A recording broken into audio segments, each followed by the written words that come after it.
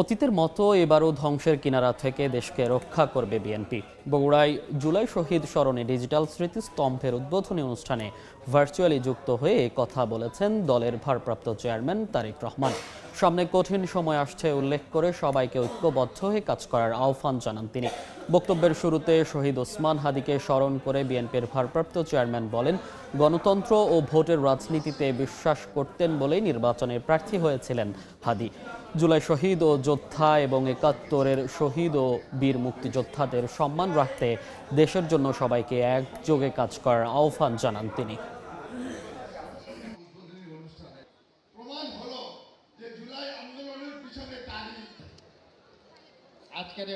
সকলকে এখন ঐক্যবদ্ধ থাকতে হবে।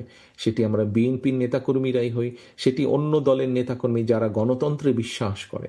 আজকে এই যে শহীদ ওসমান হাদি যে শহীদ হয়েছেন, যে মানুষটি শহীদ হয়েছেন, এই মানুষটিও কিন্তু গণতন্ত্রের পথেই ছিলেন।